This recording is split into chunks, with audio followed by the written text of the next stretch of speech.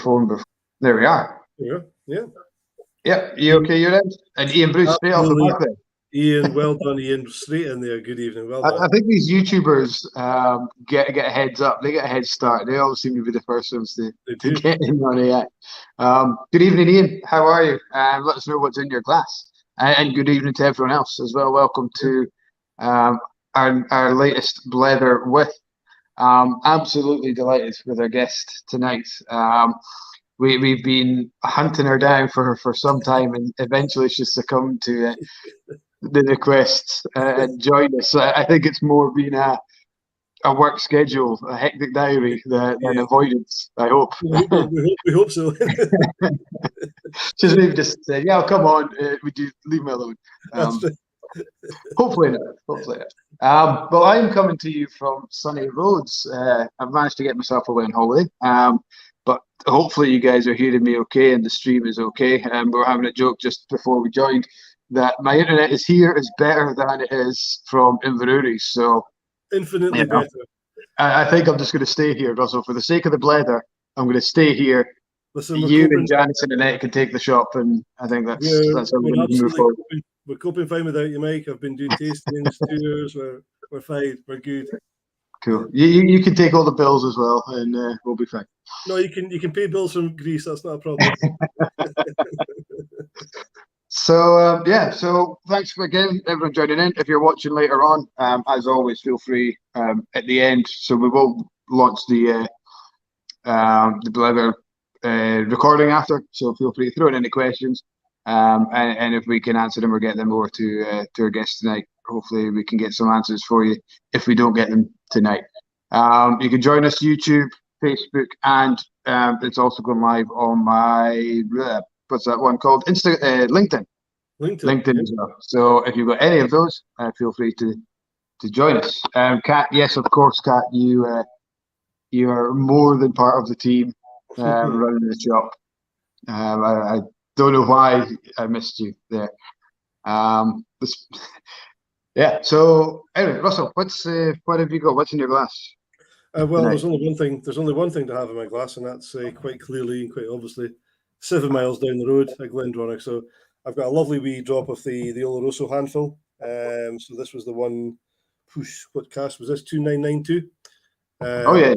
So yeah, so I'm just leaving it to settle in the glass for a wee while, let it get some air before I have a wee sample. So I'm looking forward to it. Yeah. What about yourself? Tonight, surely some ouzo? No, I've got an off-brand. I'm on the Cardi 12. Another wonderful woman in business. I'm going to use that link tonight as to why we have the Cardew brand. We had Helen Cummins, the first female hero of whiskey, I suppose she might be regarded as, and an homage to our guest tonight, who is one of the biggest females in whiskey at the moment. So there's my tenuous link. Nothing to do with the fact it was the only kind of decent whiskey I could get while I was out here. Without further ado, let's get Rachel in. Hopefully she's still there. Here we go. Hello. Good health. Slange. And thank you, Mike, for that introduction. I'm not sure about the big. I'm actually quite small. I think people meet me for the first time and think, you're really small. I thought you were taller than that. So not sure about being big. But anyway. I meant big in personality, Rachel. Of course you did. But delighted to be with you. Thanks for joining us. It's funny meeting people on Zoom and then eventually meeting them in real life. You'll know Paul Dempsey, formerly of Speyside, and now with what are they called again? Brave New Spirits. Brave New Spirits. I've met Paul many times on screen. He might even be with us tonight at some point. And when I met him in real life, I thought, Jesus, you're huge. It's such a height. You've just got no idea the size of people when they're on screen. No, everyone's the same height, aren't they? Yes, it's quite a good way. It's good that way, you know. Yeah, absolutely. Level playing field. Exactly.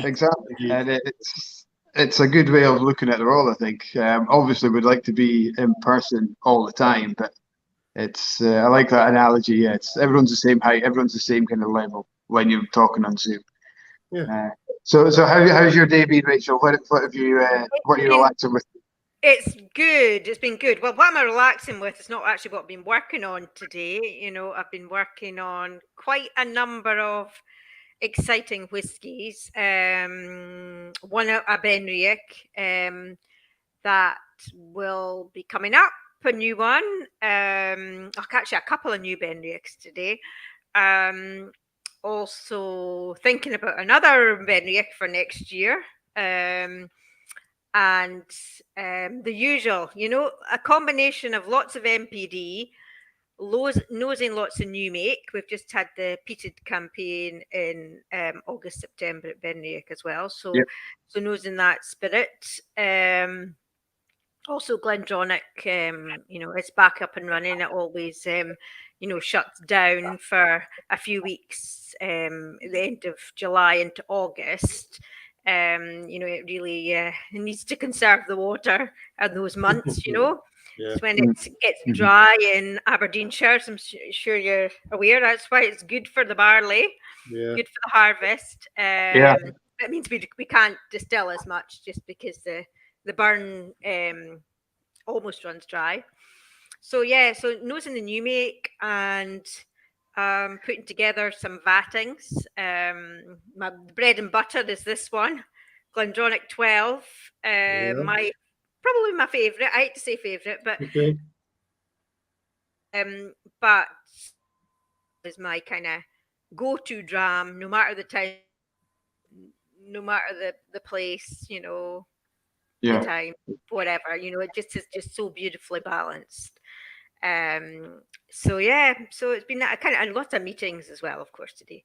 Lots of meetings with operations, other operations team, with brand team, and you know, with lots of colleagues from around the world. So yeah, very varied day, but That's a lot to cram in today, isn't it? Well, it is, but there's a lot juggling a lot at the moment, you know, as always. That's why you take a while to get hold of me. Yes, absolutely. There's just so much. There's so much on the go. So much on the go. You know, I mean, Scotch whiskey's never been as popular. I don't think. I think certainly single malt as it is right now. And you know, it's just I've been in the industry now for 30 years, and it's been such a wonderful journey. And you know, the best is yet to come. You know, it definitely feels like that. You know. So yeah, I could be doing a Billy Walker soon and work until I'm 76. You never know.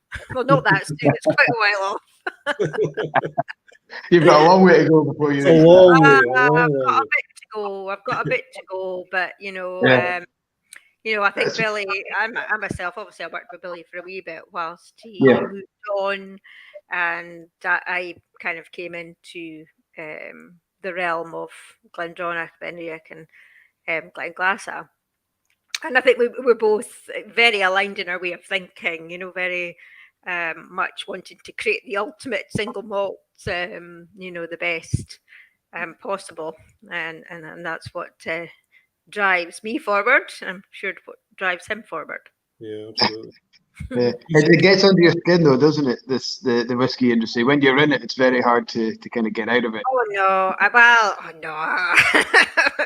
I suppose if you weren't a whiskey drinker, I think if you're a whiskey drinker, though, you know you're passionate. It's something you're passionate about. And how many jobs do you get where you know it is you're surrounded by, you know, it's to do with the place, it's nature, it's almost in your blood just from your roots, you know. Of obviously I was born brought up in Inverurie all those years ago, more than 30 years ago, which is how long I've been in less than 76. yeah, well, you never know.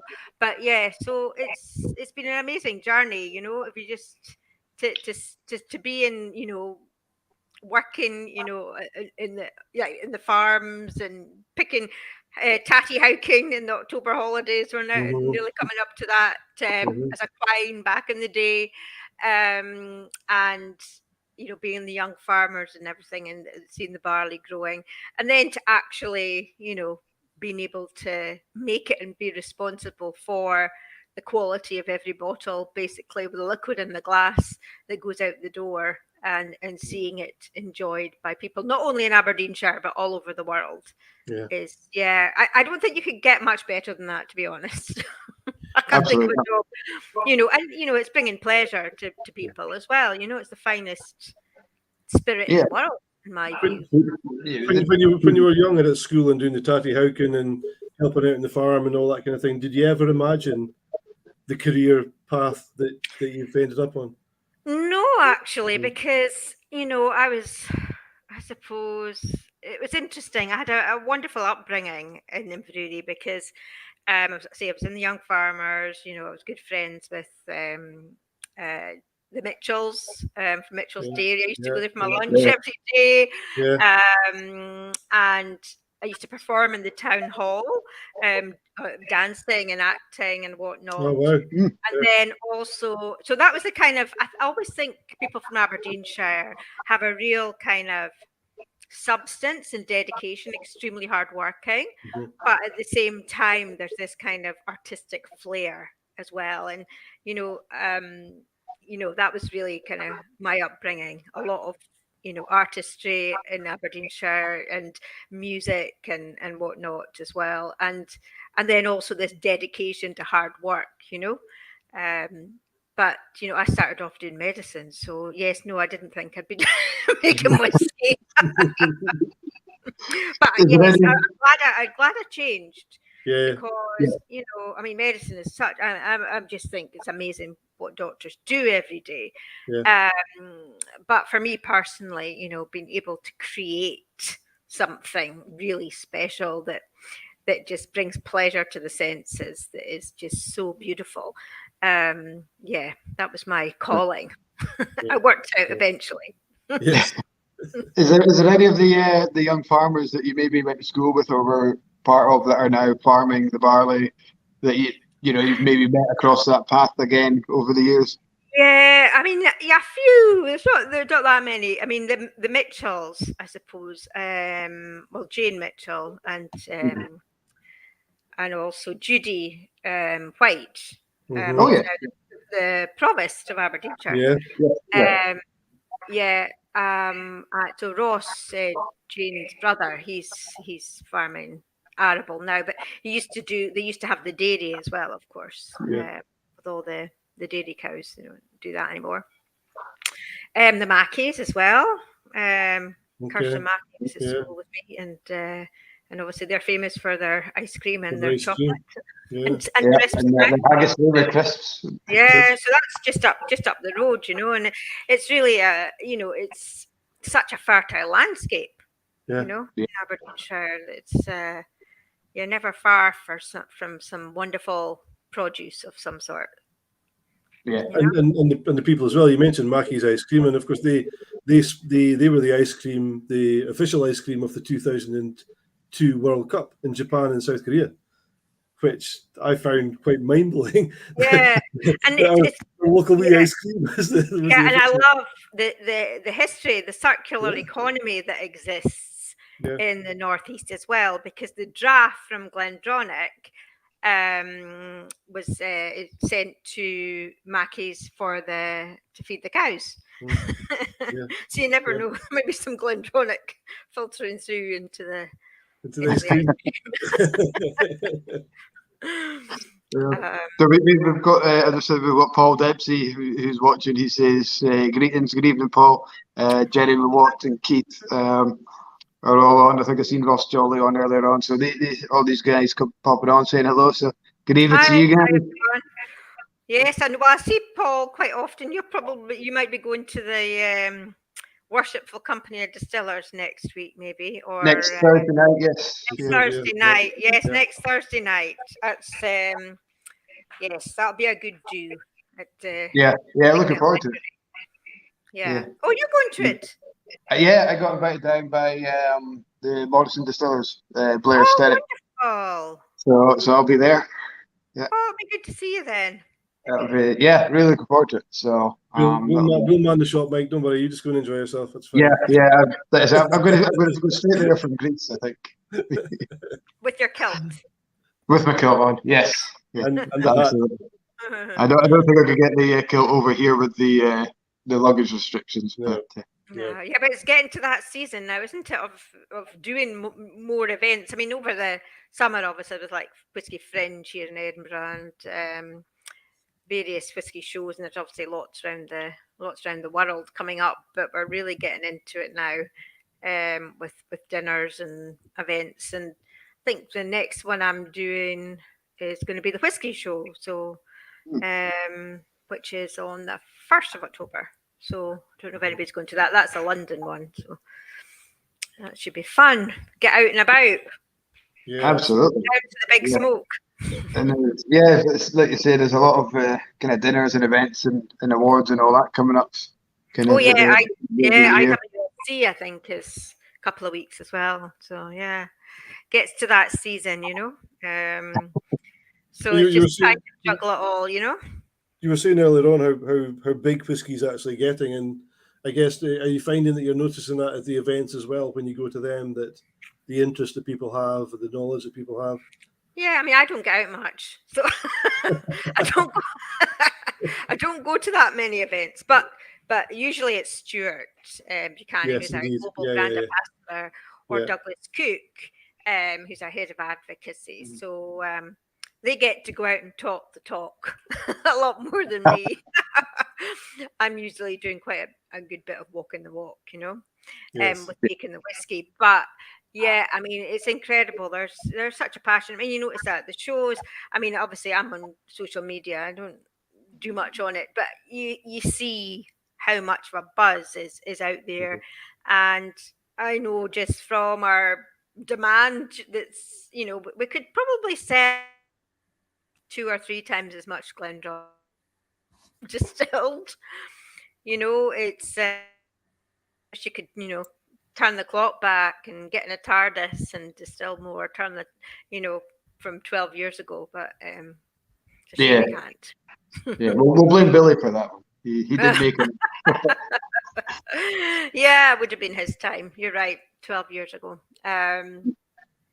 But yeah, it's so distilleries are expanding. I mean, you probably read, we've got expansion plans. We saw that, yeah. You probably heard that when you were there recently with Stuart. I think was it Stuart that was taking you around? Yeah, just a week ago. Highland Whisky Academy. Yeah, it was excellent. Yeah, Jeremy, who's watching tonight, he was on it. I could tell you the day we were at GlenDronach, there was no shortage of water coming down the barn. It was absolutely flowing. Yeah, well, perfect, wasn't it? Oh, it was a deluge last week. Was it last week? Oh, it was a deluge, wasn't it? And the week before as well. But yeah, it's August is a different matter. Quite often, it's that's why I don't distill in August. But got to make up production the rest of the year, so it's flat out now. You mentioned the academy, and you also talk about how busy you are, and I guess across 3 brands, 3 very different brands as well. That must be quite a difficult thing to juggle. But just a point of feedback, I suppose. The power of 3. I know. We had a wonderful tour at Glenglassaugh with Stuart on Tuesday of the academy that the guys just couldn't get past in terms of, I mean, they loved the whole week, don't get me wrong, but everybody kept on focusing back on the Tuesday morning at Glenglassaugh as just unbelievably special. Was it glorious? It was a glorious day, wasn't it? Or when you were there? It was quite windy. I mean, the weather wasn't raining, it wasn't horrible, but just being there, just the place. It's so elemental, and you can get 4 seasons in 5 minutes, no matter the day. It's so dramatic that way how the weather changes, and it's part of the feeling of it's quite wild, isn't it? Yeah. I think one of the first windmills in Scotland was there. The cup and saucer. The cup and saucer, that was there, and the distillery itself. I think going back, it was powered by that old windmill, and then it had the water mill as well. So, lots of energy can be. You feel the energy when you're there. I think that's certainly what I feel. Probably because you are just so exposed to the elements, and it's that wonderful almost collision of land and sea. Of incredibly, again, fertile landscape meeting this incredible geology, with the Portsoy marble and whatnot, and of course the richest sea life. Yeah. I mean, I say to people, Glenglassaugh, my son's called Douglas, and named him after that because he's got dark eyes, and he had a premonition, obviously.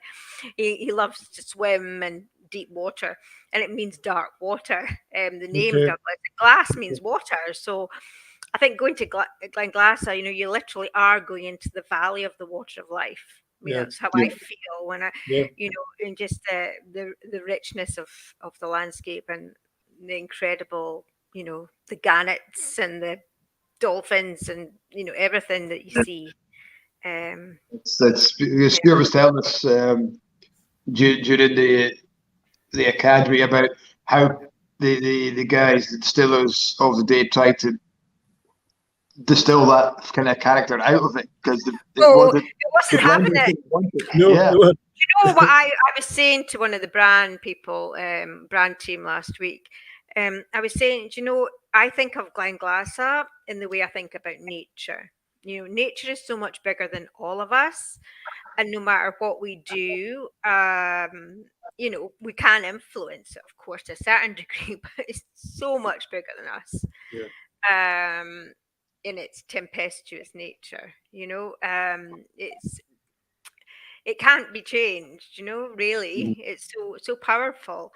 And Glenglassaugh is like that as well, I think obviously going back in the day, they tried to change the still shape, it took water from, different places and whatnot, but what is indigenous really in the microflora of the washbacks, in the air, in the distillery that's obviously been around since 1875, and of course the waves, there's nowhere like it for surf.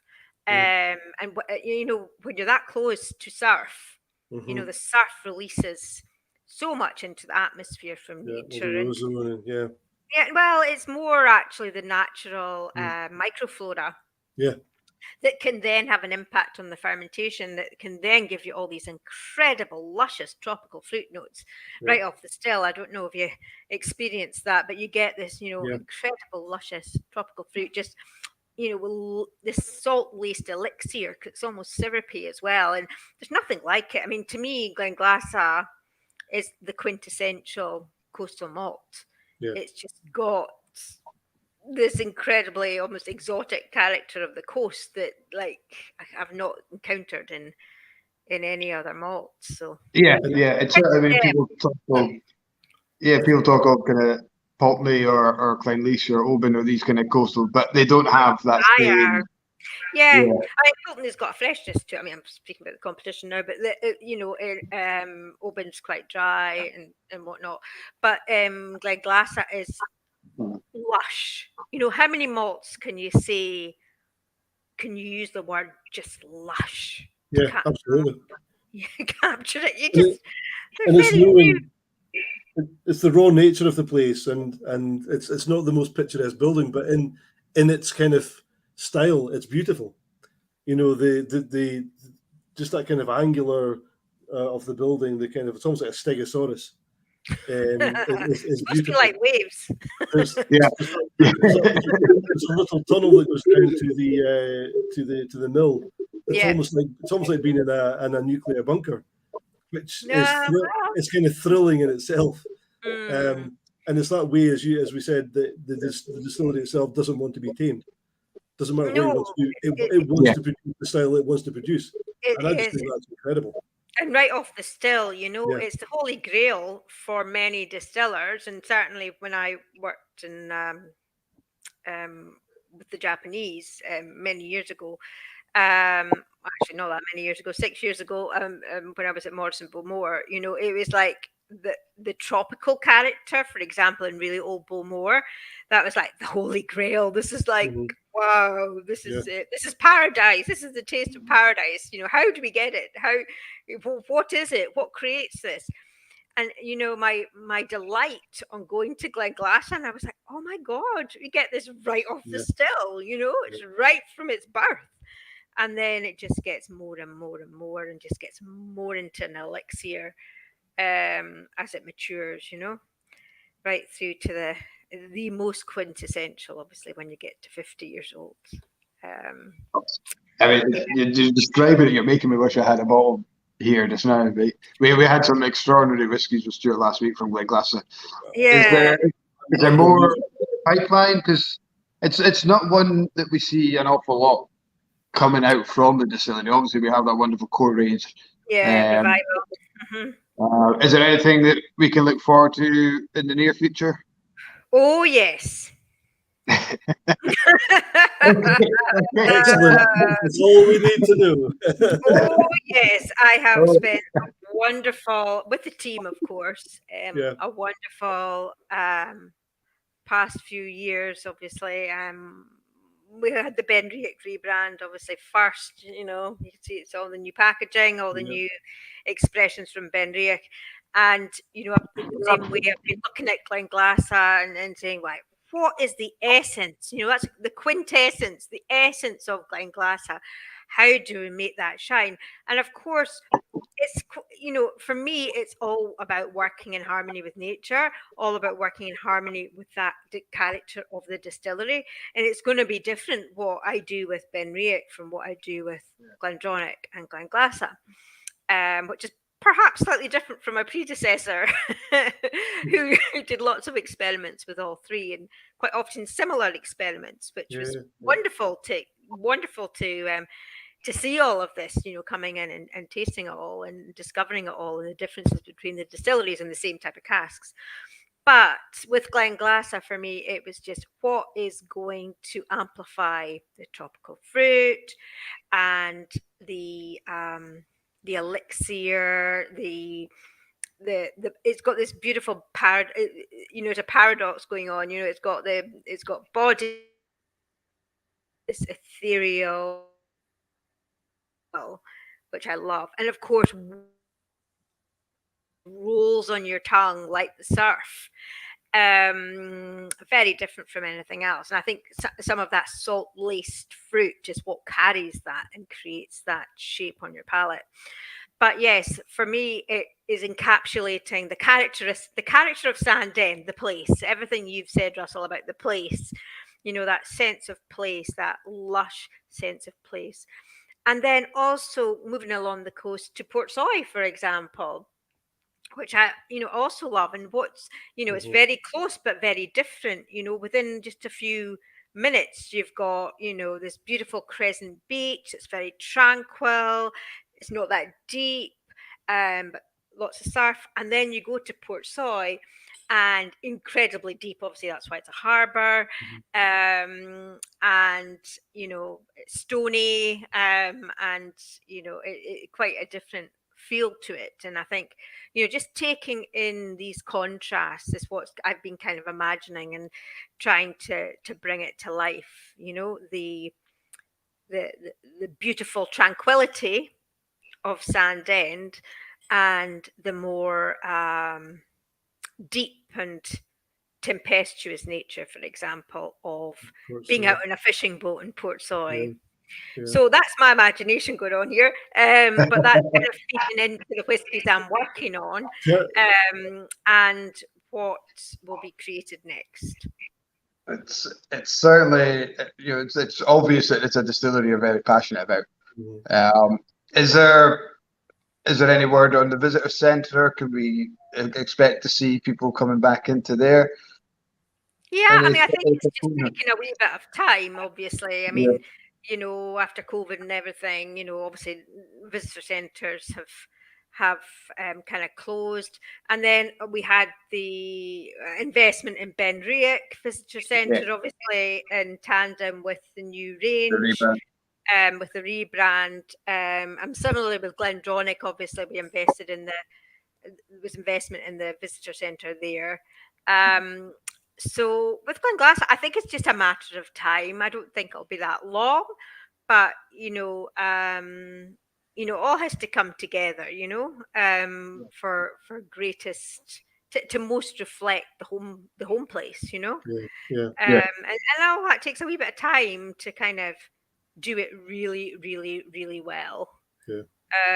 To plan it and to, you know, and to create it. But yeah, that's a wee bit of time. But I think the business is spending enough money at the moment on Yes, indeed.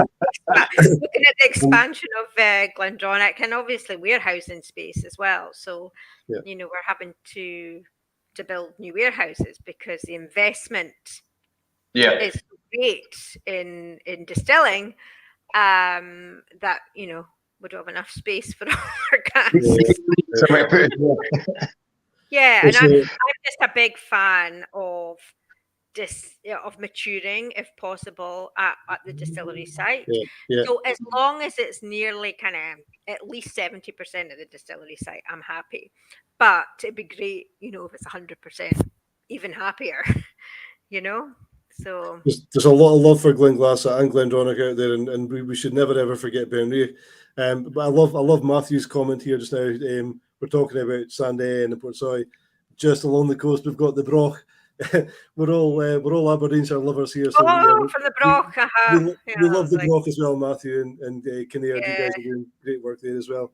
And Cullen, and they're just beautiful. These were all my childhood holidays that I went to, absolutely. And my grandmother, Hutton, she was from Peterhead. Peterhead is a bit along the coast. Yes, so I was always there as a Quine, and even learned to windsurf in Peterhead Harbour. Seriously? It was absolutely in Norway. And the thing is, if you can do that, you can do anything. Absolutely. You know, a woman of many talents. Sorry? A woman of many talents, I'm saying. Oh no, I was just a hardy Quine. I was a hardy Quine, you know. When was the last time you were on the windsurfing? Oh, that was a wee while ago. I've not done that for a wee while. Couple of weeks on a paddle board, but yeah, not for a wee while. We talk about there's a lot of love for GlenDronach and Glenglassaugh. There always has been, but sometimes Benriach I think gets a little bit overlooked sometimes. But one of the latest releases was here the Maltings. Malting season, malting season. It's absolutely fascinating. Mm-hmm. So that's the first release of Benriach floor malting whiskey. Is that right? Well, we're releasing it in batches every year, and it's very small batches. So there's not many cases for the world. But yeah, the first release was using 2012 distilled spirit made from barley, obviously harvested that same year. And then 2013, and sort of I've filled a few different cask types as well in recent years. So just really kind of looking at the character again. It's quite different, and it's interesting because floor maltings are like the days of old when it's very difficult to control. I'm sure you're aware of this. You literally have to open the windows and close the windows, depending if it's cold or hot. Try and get the temperature equilibrated. So and you always find that there's some of the barley is a wee bit more kilned, a little bit more roasted than other parts. You know, it's quite different. So yes, so I wanted to release malting season because it is just incredibly thick, voluptuous character. Benriach is Speyside malt has a delicacy, of course. It has this, it's a delicate genius, if you will, because it's incredible. The layers of fruit and also the finest malts, almost like phyllo pastry. I always think Benriach's just like very, very fine pastries, and then baked in a wood burning oven when you get that smoke. But with the malting season, it just seems to give it a slightly more, how would you say it, creamy butterscotchy character in the middle. Interestingly. Yeah. But lots of such an amazing stock profile with Benriach. And obviously every year with our distillery production planning, about now I'm taking a look and going, okay, that's the recipes, and this is what we want to do in future. So this is how much peated malt we want to distill. This is how much triple distilled. This is how much of our classic. And then what do I want to fill them into, the wood policy each year. So yeah, it keeps me busy. Absolutely. It's great fun. It's a great fun. Benriach's great fun to work with. It's probably the most fun in terms of being kind of really creative, playing tunes, it's like we call it, it's like painting with flavour, because we've got so many different cask types, as well as the 3 distilling styles. So it's like having 3 distilleries under one roof, at least, Yeah, at Benriach, yeah, absolutely. Mm-hmm. So we seem to have lost Mike for a minute. So I think maybe the electricity's maybe been turned off in Greece. So hopefully it'll come back on. I'm sure he'll be. Hopefully, he's coming back. Just a question on that with the floor maltings and stuff. Gary Dunsire, one of our friends down in Glasgow, he's asking what type of barley do you use for the? Well, it depends on the year. It's varied over the years, and that's something that we will obviously share on the label. So the first batch actually says Concerto on it. So it was Concerto back in the autumn of 2012, and and as time goes on, we've got Laureate and different barleys. I mean, it's arguably it's the floor maltings that are really making the biggest difference, just because the conditions are such. It's very, very slow process, and that's what makes the biggest difference. Yeah. So just a question to the guys watching. I don't know if anybody's actually tried a bottle. It came out 3 months ago, maybe. Oh yes, that was 2-3 months ago. Yes, we had that was actually batch 2. Yeah. So we're trying to release a batch every year, and each one is slightly different. Yeah. But you have to get it fast because there's not many bottles. It doesn't stick around for long. Absolutely, it won't stick around, and there's not that many cases of it. So it's very, very special, and obviously just produced the malting season, which has varied in timing, different times of year, but now we are consistently malting it using the own maltings in May every year. So that's when we do our malting season, and then our smoke season is in the autumn. So kind of September, end of August, September into October is when we do our smoke season. Yeah. With highly, heavily peated malt. Yeah. And it works fabulously well with the Benriach. Gary's clearly on a wee bit of a mission here to get some more information. Is this different toasting levels as well? For the for the malting season, Gary, can you maybe clarify that one with another? We'll let him come back and clarify that. Yeah. Or for the wood, maybe, or for the peat. Well, you don't really. You just the kilning. So I don't know if it's meaning for the kilning. Yeah. He'll come in with it. He'll come in. Yeah, I mean, obviously, you don't want to overkill something because you destroy all the enzymes. You might have heard of like chocolate roasted malt or whatever. There's virtually no enzymes or sugars to be found in that. So you want to still gently kilned is obviously the best way for distilling malt. Mm-hmm. So are you kilning on site as well with your own barley then? Yeah, with your own malt. So you're making everything on site. Yeah. So the green barley comes in and then obviously goes through the whole process, the steeping and germination, and then right into the kilning. And it's lovely that we're getting a bit of that back, and it's fantastic as a tourist to be able to go and see these things. Oh yeah, to be able to smell it, to be able to shovel the malts and just see the traditions and see that part of the process. I think it's not a part that very few distilleries do it. Only 2 in Speyside. And to have that in and around Aberdeenshire, I mean, Glengarioch do it as well, as you know. But to have it in the heart of the granary of Aberdeenshire, the granary of Scotland, to have that kind of happening there. And of course, all the maltings, of course, are pretty much in, there as well. Aberdeenshire or just down to Angus, and then obviously around to Port Gordon and whatnot. Is it something you're hoping to reintroduce to GlenDronach in time?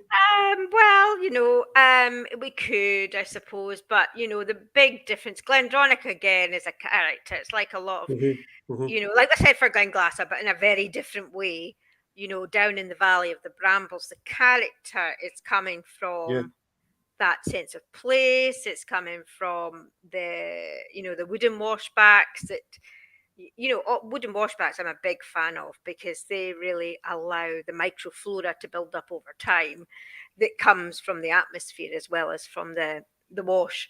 And that's the most important thing really at the end of the day is the character from the wooden washbacks and then into the saxophone shaped stills, the unique shape of still at GlenDronach. But then perhaps, equally as important, if not more important, the quality of the sherry casks to really amplify all that body and that really long-lasting, robust finish for which GlenDronach is renowned. It's nothing like it. Robust. Substance. It's just like the people, it's like the people in Aberdeenshire, we've got substance, hardworking, dedication, quite serious in some ways, quite stoic, and then also we have this artistic flair as well, I think, which I've got a little bit of a beef with GlenDronach, so I need to find out whose decision it was to destroy the excise man's house. and there's a reason behind that, because my wife and I, when it was still owned privately, my wife and I went to view it as a private rent 2 or 3 years ago. We decided not to go for it just because it didn't suit us, but the spare bedroom looked straight into the still house, and I thought, what an amazing thing to have our friends and family come up and look straight into the still house. I know. And of course, I took my brother-in-law up there for a tour of the distillery. I said, "Oh, come and see the house that we were going to rent." And as I walked further and further and further around the corner, past the stream, there's no house there. It had gone completely, to the extent that everybody that I tell this story about, nobody believes me there was ever a house there. Well, there used to be loads of houses. Thank you. Well, loads of houses, but that's because in the area in Forg, it was actually where most people lived. It was like there were about 50 people lived on site. Back in the day, it was its own community, but they wouldn't have distilled as much then, and they wouldn't have needed as much warehouse space as we do today. Back in the day, because obviously we matured GlenDronach for many years because it is truly the most exceptional single malt as it ages. There's nothing like it. Slow and steady wins the race, they say, and it's certainly true for GlenDronach because it off the still it's got incredible body, and then as it marries with the Spanish oak and sherry cask, it just keeps getting better and better and better with age. I kind of lost you guys due to the signal for a couple of minutes. You maybe just tell me if you did touch on this. We had Neil from the Whisky Trials came in. Okay, just really about that with GlenDronach. He asked a couple of minutes ago just about the expansion to GlenDronach, and we've seen in the past that sometimes the quality can tend to drop. So how or what plans are in place to make sure that doesn't happen with GlenDronach? It's all been looked at. We're going to keep the wooden washbacks. The stills aren't changing. Everything that makes GlenDronach is staying the same. We're not moving the distillery at all. So it's interesting because you hear. I remember again working with my Japanese colleagues of, I think it was Yamazaki or Hakushu, one of them, and they moved the distillery like across the other side of the road. And then they found it was quite different. So, we're not moving it in altitude. It's still staying down in the bottom of the Valley of Brambles. everything is staying where it is. Literally, it's just extending very slightly to increase capacity. So I don't think personally there will be a difference. We're doing a lot of, always, I mean, I do so much sensory, you can never know enough whiskey, you know. You know, just it will be very closely, you know, I'll be like a hawk. I'll be like a hawk over those stills when the expansion happens. So there is no, I have no fear of the Awesome. character of GlenDronach Yeah. remaining. You know, it is so distinctive. It's the same geography, it's the same microflora, you know, brambles and barley and root vegetables in the in the vicinity. The atmosphere is the same great quality of amazing quality of sherry cask we're getting now. I don't know if you've spoken to anyone else about sherry cask recently, but I mean, especially for GlenDronach. I mean, I'm amazed at how good the sherry casks are now. Probably compared to maybe about a decade or around about 20 years ago when they were kind of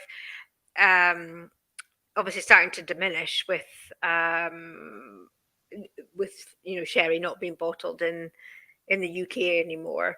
That was 1980. Was it 1986 or 1984? I can't remember which year, but it's one of those. And then, it's improved incredibly. So I think, if anything, GlenDronach will get richer. It will become almost a more sherried in character. Investment in the sherry cask is huge. And that will be sustained. So watch the space. Because obviously I've been trying to obviously keep the quality as consistent as possible, but at the same time enrich where possible. To bring everything that's, Do you enjoy a glass of sherry yourself, Rachel? Not as much as a glass of whiskey. Okay. I must admit. I do like sherry, but I usually, I hate to say it, I use sherry in cooking quite a lot. So add it to my sauces. And some of it goes into the cooking as well, does it? Some of it does go into the cooking, but usually the GlenDronach, it's more with food rather. How? One of the questions I want to ask. Sorry, were you going to say something? I kind of cut out a wee bit there. Okay. Ross comment. Yes, Ross, you've experienced quite a few GlenDronachs over the years. So, I mean, the thing is, constantly looking at wood policy, and Pedro Jimenez casks are amazing with GlenDronach, but you need the duality in the same way as I talk about duality a lot with GlenDronach because of so many aspects of it. It's like the people. There is this duality. There's this substance, dedication, but there's also this very expressive nature. And this kind of goes throughout, the duality of using Pedro Jimenez and Oloroso. Pedro Jimenez has got a bit more flair. Oloroso's got a bit more dryness, a bit more structure. And together they just, create this incredible, flavor. Talking about the PX, I was very fortunate to pick up a wee drop of the handful of the PX as well when I was there. So that's what I've got here just now. So that's lovely.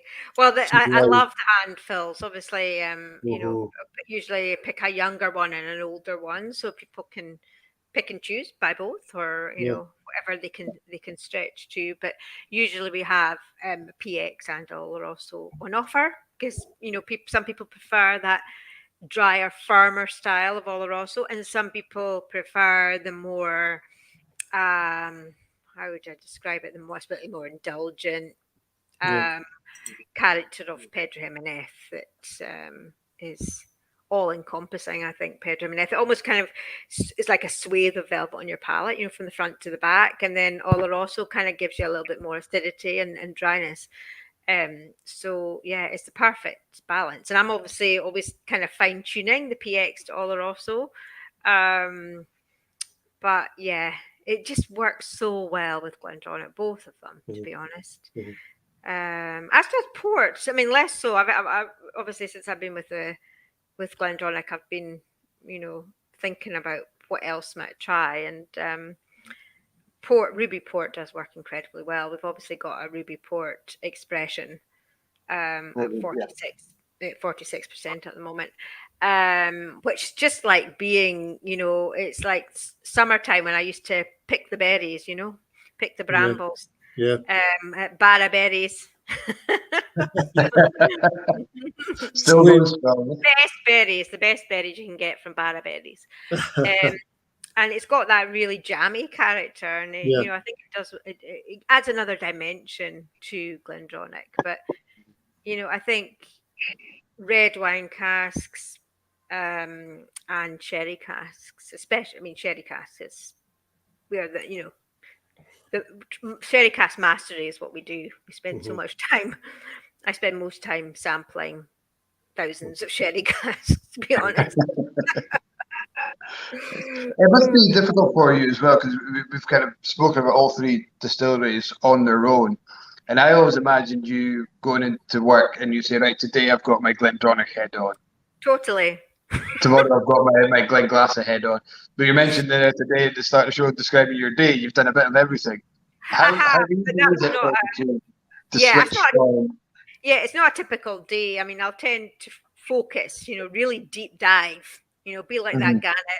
I'm getting into Glenglassaugh, deep dive into it. And, that, when you deep dive, there's so much richness to focus on. It can be this, obviously the stock profile, the different spirit characters with different casks, and obviously we've got different years have got slightly different volumes in them, and there's just a lot to work out. So there's a lot of analysis to do, as well as the very romantic bit, which is obviously talking about the whiskey. There's also a lot of analytical stuff as well, and that's what takes a lot of focus. But yeah, no, I can switch, because it's like I've got power of three, it's just such a great number of distilleries to work with. It's the sweet spot, I think, if you're working as a whiskey maker, because you have enough variety, but at the same time you can deep dive into any one. If you have like 5, 6, 7, 8, it's very difficult to get into to really get to know that distillery incredibly intimately. So for me, it's a sweet spot. I've got 3 sons, so it's like they're all different in character, and 3 different whiskies, all different in character. You can't have a favourite. I guess Stuart, whenever you speak to Stuart, he says exactly the same, and it's just that way that you can move around between all 3, and you never get fed up. But from the bigger picture, I've just noticed that Gary has just poured himself a Rassie as a second dab. How much opportunities do you get to actually involve yourself in other stuff that's out there? Other distilleries, other. I try other stuff, because obviously you kind of do that more through judging, for example, as well. Judging, like the Whisky Magazine Awards and things like that, where World Whisky Awards, where you could be sampling 50 or whatever more of different distillery spirits from different countries as well, not just from Scotland, from could be from Norway or Japan or whatever. So for me, it's very interesting, and yes, I still do that. And obviously working with bourbon as well, there's quite a few different ones out there, and getting to know like different world whiskies, I find really interesting as well, because it just shows you particular styles, how they are just totally innate to that geography. And of course, Scotch single malt whiskey is the best, of course. Of course, yes, absolutely. Most complex, let's say.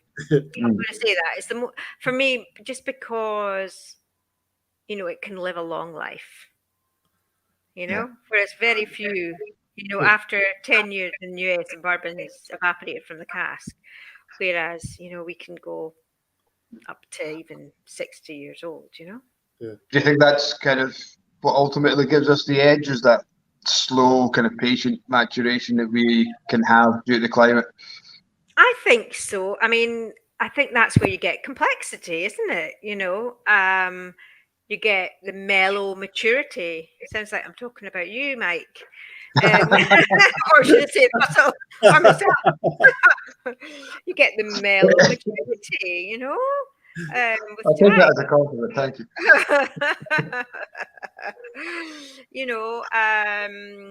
Whilst some younger whiskies or ones that mature more quickly are kind of bouncing about the walls. More like me, yeah, young, still a bit wild and That's me. Rough about the edges. But I think with single malt Scotch, I think possibly, obviously because of our climate, a very temperate climate, and also because we're never far. Like even the distilleries that are inland, like GlenDronach, it's still only, it's a bit like the same distance from Jerez to the sea, the Mediterranean. It's the same distance from GlenDronach to the sea, which I find quite interesting. Nice synergy there, of similarity, I suppose, in some ways. Glenglassaugh, for example, I've been really intrigued to work with to try Manzania, because Manzania is right on the coast as well, and just to to really amplify the coastal character using casks that have held other wines or spirits at the coast. I think it's just a way of really bringing that character even more. Yeah. But I think the complexity, is really and character, diversity of character. I think that's in a small, really sets single malt Scotch apart. I think because it's just down the road or up the road or 25 miles, between our two distilleries, and they're like completely different. Yeah. That's Gary's just come out again. He's asking about global warming. How do you think that's going to make a difference? Is it something we have to be careful of? Well, maybe in about 1,000 years' time, we might start to think about it. I think. Well, I'm joking aside there. I think, I think our weather is temperate and cold enough, and and wet, and that's all you need. You need slow, steady maturation, lots of rainwater, and obviously we do need to be on the East Coast.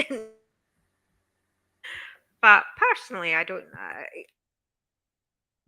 I think it'll be if it is a thing. Fortunately, I think Scotland will be one of the last places to be impacted. Personally, but I could be completely wrong. We hope so. I hope you're right on that one, as we all do. Glenglassaugh used to be under the sea. Did you know that? When you look at history, it's quite incredible when you look up at the north of Scotland, how it was all under the sea, and it was actually, that's fascinates me. There was so much sea, it just over millennia has, created this incredibly, the hardest, what I've analysed as, I think, the hardest mineral water in mainland Scotland. It's amazing, Okay. Yeah. And that's what I did not know that.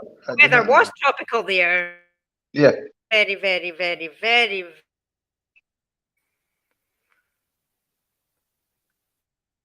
We've lost Russell. We've lost Russell. I'm not sure. He's just excused himself for a moment.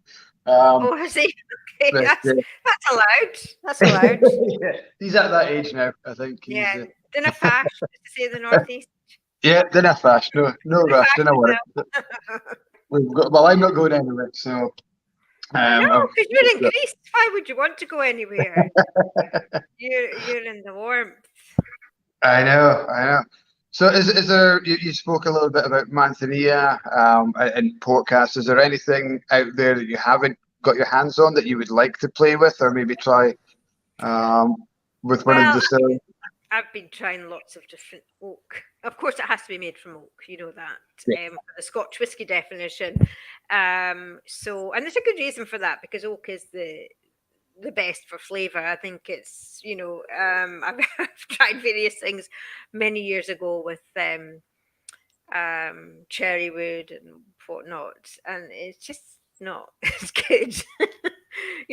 Oak gives you that lignin and the cellulose. It just breaks down to give you incredible complex flavors.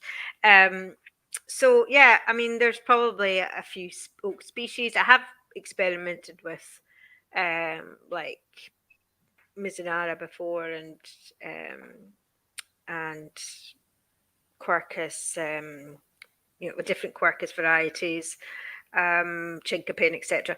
But yeah, I mean, I think looking at more world wines, I think would be interesting. Just more coastal wines, something which I haven't really experimented with that much.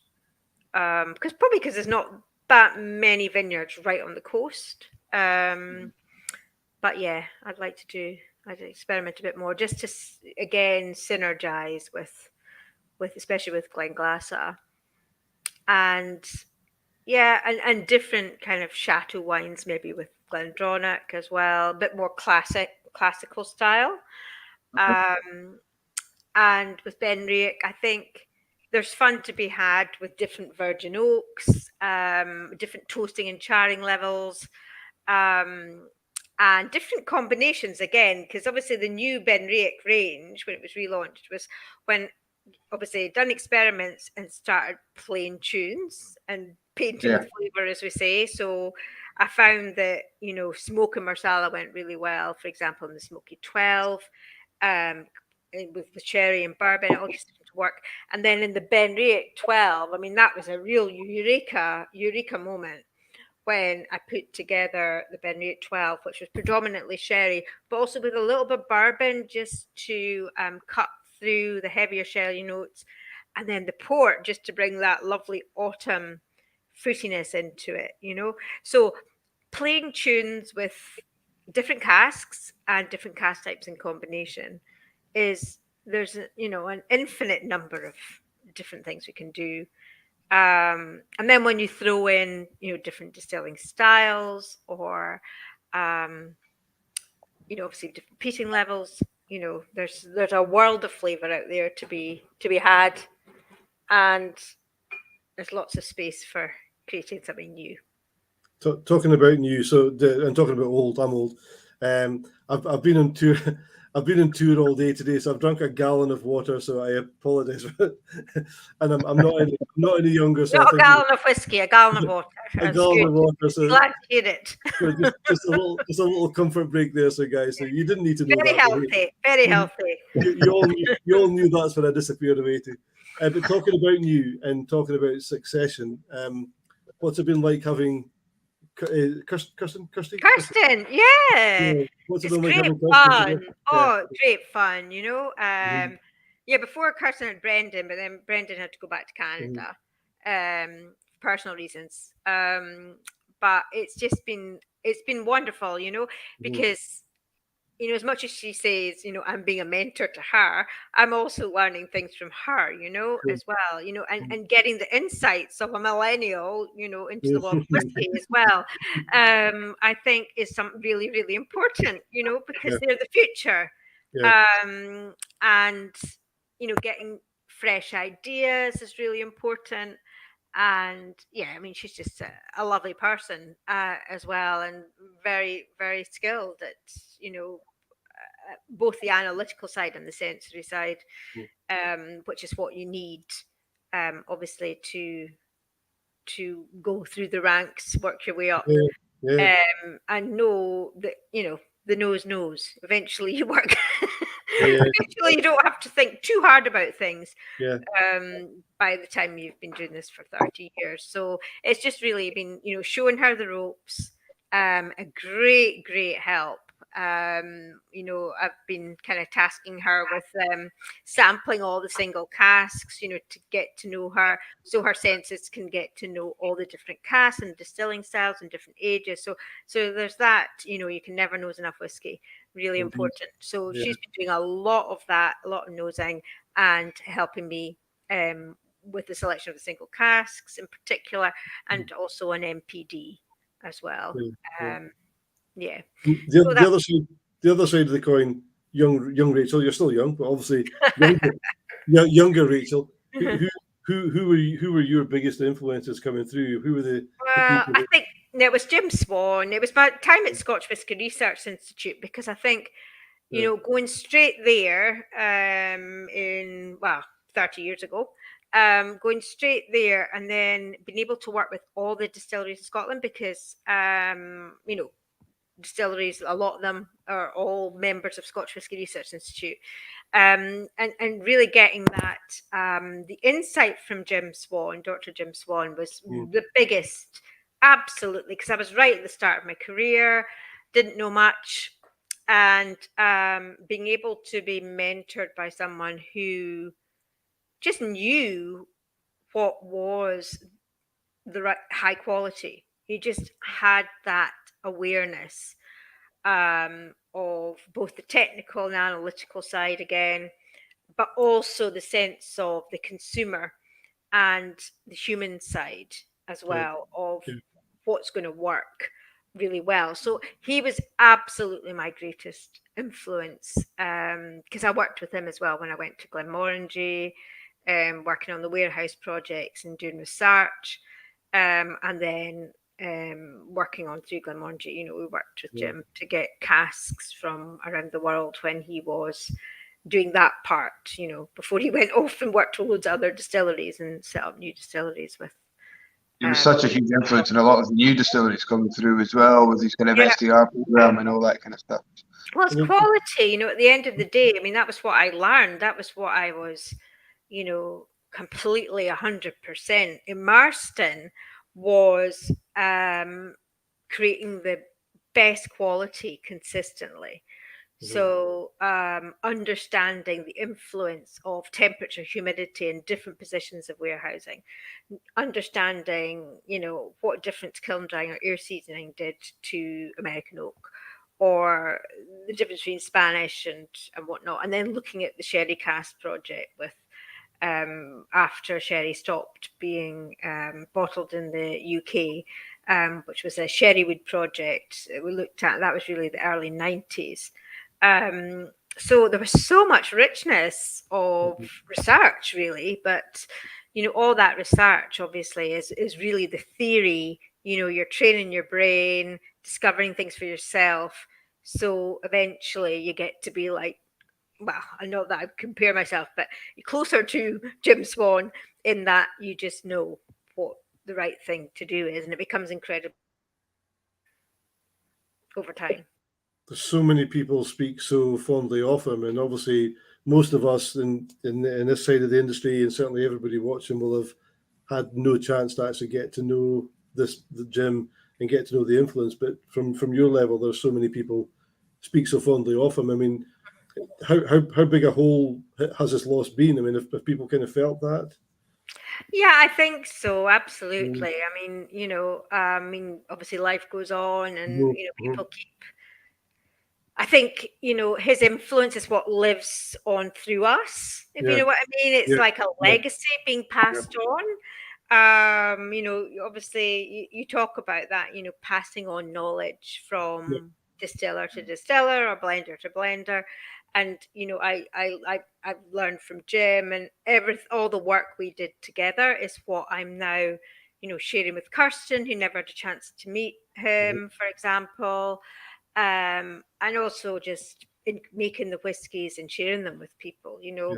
A lot of what I say is being grounded in the great work that he did. So yeah, he's the main man. But yeah, I think, I mean, you know, people just build on the great work that he's done, you know. We all just want to continue making the best, really, and the legacy lives on, and the making the finest single malts. In many ways, single malt's never been better. Through understanding distillery character, the quality, and the wood. Obviously, understanding a lot more about flavour than historical, and obviously coming up with new ideas and new expressions. I think is definitely we're in the golden age. Absolutely. And long may it continue. My favourite story about Jim was from Drew Mackenzie Smith from Lindores. Oh, yeah. He was on our Blether one night, and he was telling us about having Jim in, helping him set up the distillery. And of course, Drew had gone on to be a chef under quite one or two kind of famous chefs, and kind of worked at a reasonable good level in the kitchen. And he was setting up the distillery at Lindores, and at one point he said to Jim, So should I be the master distiller? Should I be making the whiskey? And Jim had said, Christ, no. Get somebody in who knows what they're doing. You just make the soup in the visitor centre. Oh, it's funny. Funny. How much sharing goes on within the industry, kind of at your level? Because we know kind of the ambassadors and all these kind of guys when they're at festivals, they share stories, they share kind of drams and all that. And how important is that sharing of knowledge between at your level, or is there still kind of a little kind of bit of that kept back for yourselves, or is it quite an open industry? I think it's very, very open, and I think that's continued. Obviously, there is some confidentiality, and that's just obviously the competitive part of it, because we're all entrepreneurs, and even though we work for big companies, we've all got ideas, and we want to bring our own ideas to life, and we don't want to obviously be sharing anything that's just coming out too soon.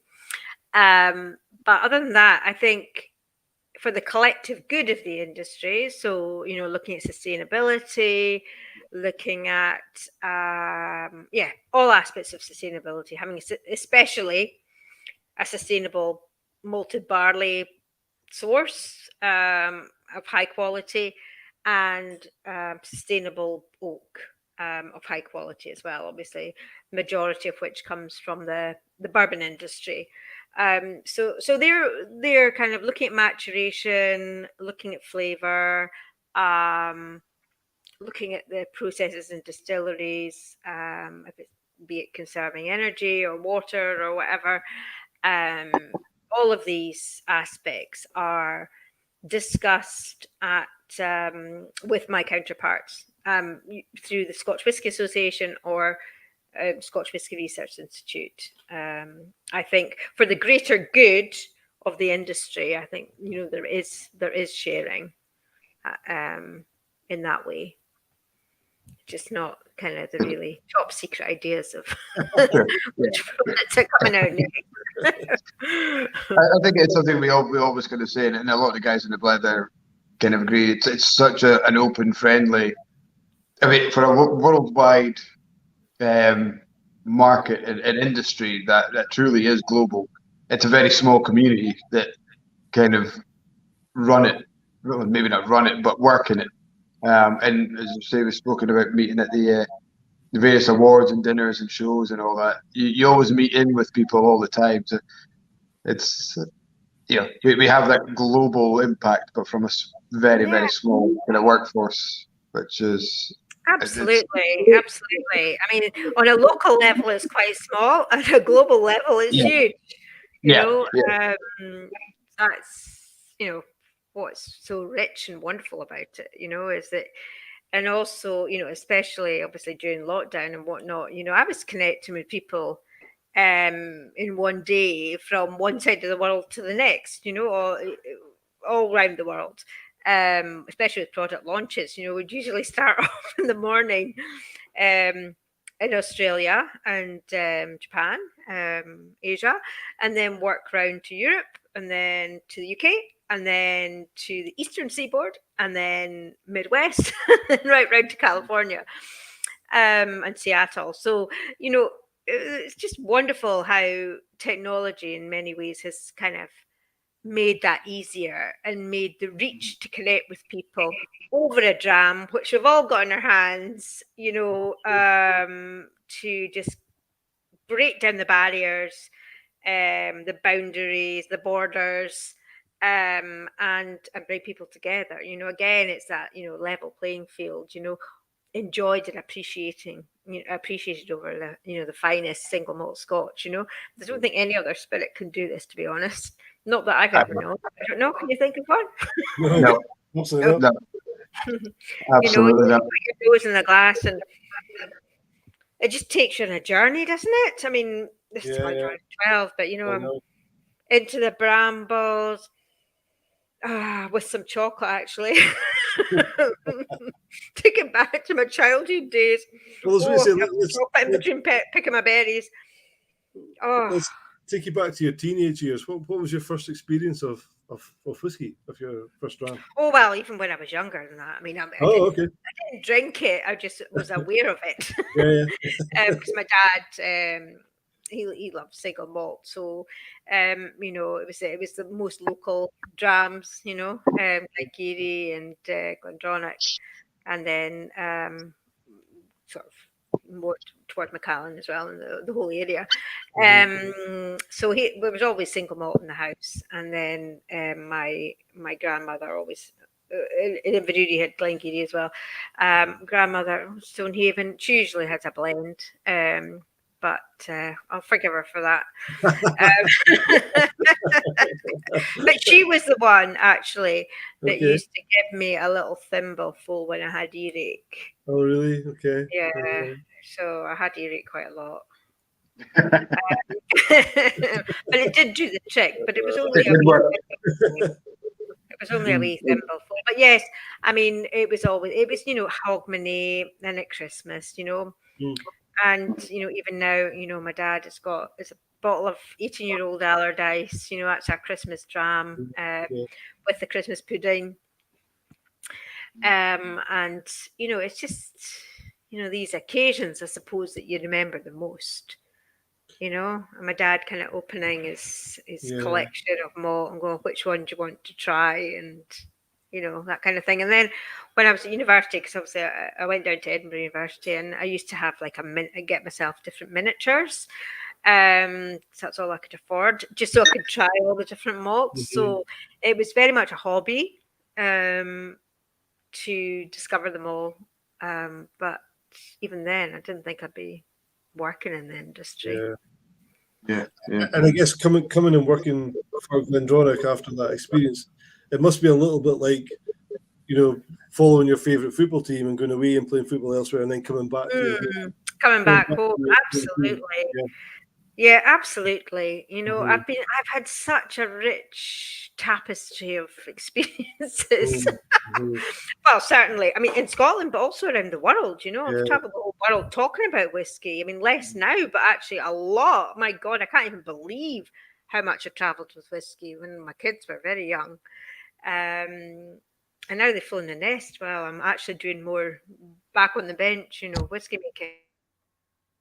Isla. I mean, I worked in Isla for many years, and up in Tane, Glenmorangie, in Speyside, and then over to obviously Ardbeg, Bowmore. I mean, I've got such rich experiences in my head, and even when I say the words, I've just got this sudden flood of memories and emotions and tastes. I can taste all the whiskies, literally that I've ever made when I think about them. It's incredible that I've had that journey and been able to experience that, and all the different places as well. It's been an amazing journey. And then Glasgow with Auchentoshan, that was something completely different, because that was that kind of more urban feel, a bit more edgy, a bit more youthful, and then back to the best, of course. Coming home. But you say, fortunately, I mean, you've had that hard working northeast ethic, so That's what's. It is, and I don't know why is that a common thing? But I don't know. I was thinking about this. What is it that makes the northeastern folk have this, really hard working? I think a lot of it came from farming, to be honest, because a farmer is a hard life. If you visit the if you ever visit the Aden Country Park up at Mintlaw, they tell you the story that the agricultural fertile land that we've got here now was cleared by hand.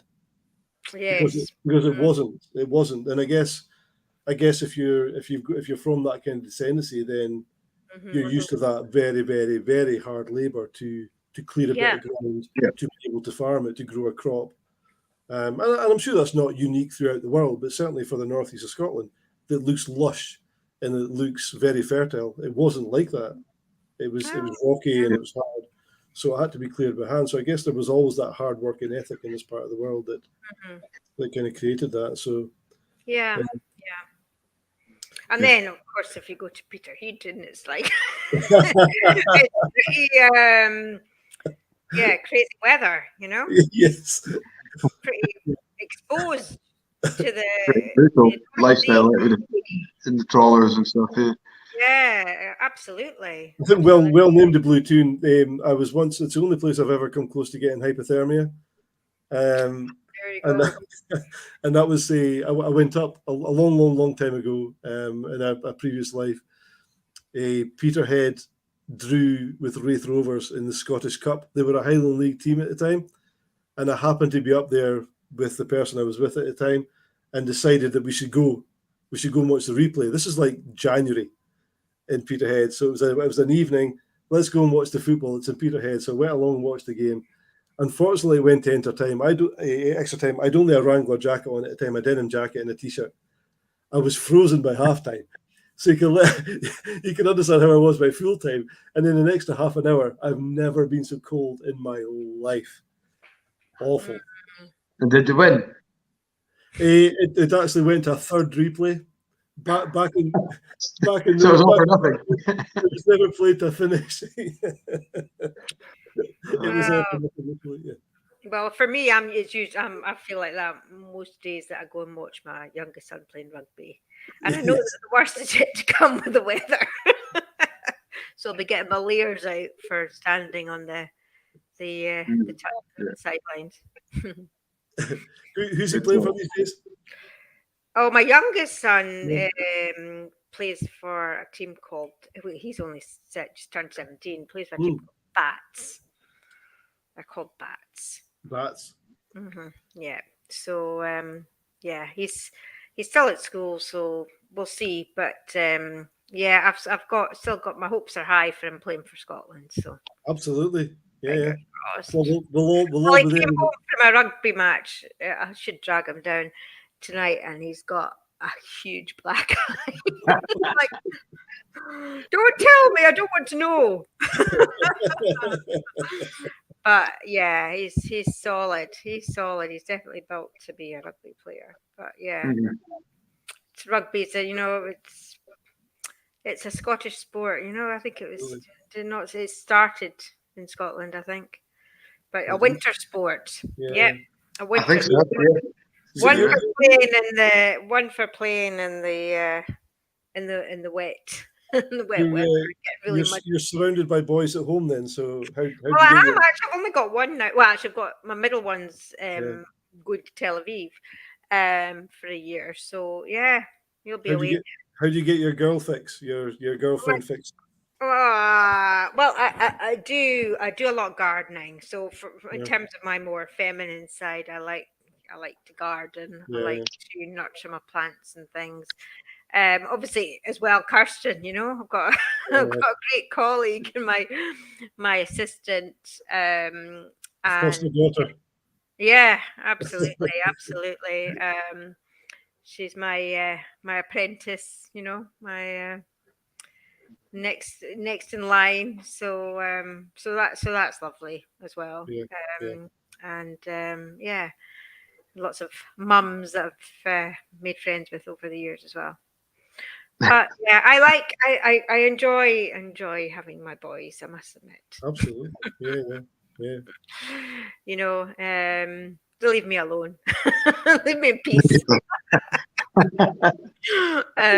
Go and do their own thing. And usually my husband, we've got 2 garages here, and my husband is usually out. He's usually tinkering with the motorbikes. Motorbikes, yeah, absolutely. Yeah, we've got quite a number. I think we've got 8 now. Wow. We just got a BMW from an older chap down the street. Nice. And Hamish has said, right, that's the one that we're taking because it's huge. That's the one that we are taking to go on the North Coast 500 next year. Brilliant. I think that's what we'll be doing next year, next summer, because it's absolutely yeah. So yeah, so that would be fun, you know. Got my adventures planned out. Well, a quick question. I mean, I'm going to take us back. We've kind of spoken a little bit about downtime and a little bit of what we do to relax. I'm not sure if rugby could be classed as relaxing, but a little bit of leisure time there. Gary's kind of asked a couple of minutes ago what distillery, and hopefully you're allowed, you can answer this. Is there a distillery out there that you haven't worked with that you'd really love to get your teeth into? Oh my goodness! Oh gosh. That's a really tricky one. Oh my goodness. One that I haven't worked with. I'd like to get my teeth into. I don't know. A new distillery, maybe a new distillery, would be fun to experiment with and shape. I think. So you think maybe one? Is there a new one out there that's just now? So you'd like the opportunity to start afresh? Yes. I'll be back. Exactly. That would be amazing. But you see, it's a real. Yeah, I mean, we've got such amazing stock profile. You know, going back to the 60s. Of course, I was born in the 60s, so it's quite nice to have whiskey for every year of your life, almost. Yeah. But yeah, I think there would be something fun about working with a new distillery as well. What kind of direction would you take? I don't know. Yeah, I mean, Benriach for me is as close as it gets to the experimental nature because we do so many different things. So I'm kind of getting to do that with Benriach, just trying out new things and being innovative. So yeah, I don't know. I think I've probably got most things covered, and there's enough different things to try with the distilleries I've got at the moment that I'm working with. Yeah. I mean, we've discussed. I don't know because, yeah, there's so much richness in these, and you know, to have 3 distilleries, I say the power of three just works well for me in my life. It just works well. Yeah. You know, from the Ben to the Glen to the sea. You know, from the Ben to the Glen to the sea. You know, it's the rich journey of single malt Scotch whiskey. Yeah, you know? It's almost like if Benriach was a few miles further east, you're almost encapsulating Aberdeenshire there, isn't it? From Mountain to Sea, I think is the Aberdeenshire. Yeah. But you know, I learned to glide in above Benriach when I was younger. So I was very lucky because my dad, who mum and dad still live in Inverurie, up in Rutherford Folds. Right. Yes, and my dad, as well as being to like all the surround, you know, up on the hills at Western Drum and all these places, and but he was a competitive canoeist as well. So we used to go around like all the rivers in Speyside, and to the coast, so from Cruden Bay and you know, even Aberdeen Beach, you know, just out in canoes right round, obviously Peterhead, and round to Sandend was probably where we spent most time, and then, you know, down all the rivers. The Findhorn was definitely the worst, I remember, because my dad definitely had a couple of accidents on there. My mum was one for going, you know, you need to stop doing this. You're going to kill yourself. But it was an amazing adventure for me to basically travel around the northeast with surfers and canoeists, doing all this, having barbecues in pine forests, and it's great fun. Great fun, very adventurous spirit, my dad. So, Ben, the Glen and the sea. Well, what else do you need? You've got mountains, Absolutely. you've got valleys, and you've got the water of life on your doorstep. I think we've got a new advertising slogan there. Do you think your dad's adventurous spirit has rubbed off on you then? Would you say? Oh, totally. Yes. Yeah. I'm the adventurous one. I've only got one. I've got one brother, and I say I'm the adventurous one. He's the one that ended up being an aeronautical engineer and designing the Eurofighter plane. Oh gosh, okay. Anyway, we can't drink a fighter plane, for goodness sake. I know. But I was the one that was more kind of, I suppose, physically active in terms of dancing on the stage and in Inverurie Town Hall. With it was Lavina Taylor School of Dancing. And then roller skating on the stage at Her Majesty's in Aberdeen. Oh, brilliant! Starlight Express. Sorry, well, it was. I can't remember what it was. I was doing. It was part of a musical. Okay. In my childhood. Oh, fabulous! And then all around the northeast, doing water sports. And a wee bit of skiing, mostly at the left. Do you still dance? Do you still dance at all? Except when you're obviously when you're drunk. I mean, yes. Well, no, not really. But I did. I wanted to be a ballerina at one point when I was about 17, and a concert pianist. That's the other thing I wanted to be, or a doctor of medicine. Yeah. So there you go.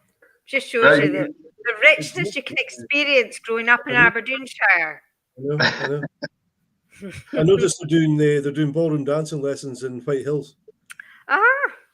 Very good. Are you going to be going along yourself? Well, we'll see. So I'm married to Rachel, so we'll see what she says as well. And it's a proper spelling, like yourself. Absolutely. Yeah, I know. I do need to keep fit. This is the trouble. Is you end up. But you don't get time. Working so hard, and I get really kind of.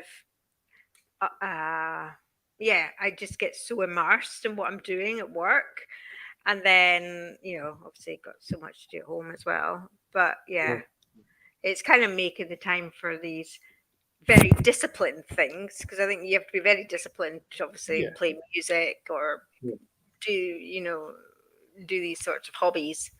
And I'm very dedicated and disciplined with my job, so I suppose that's where that part of me has got channeled more.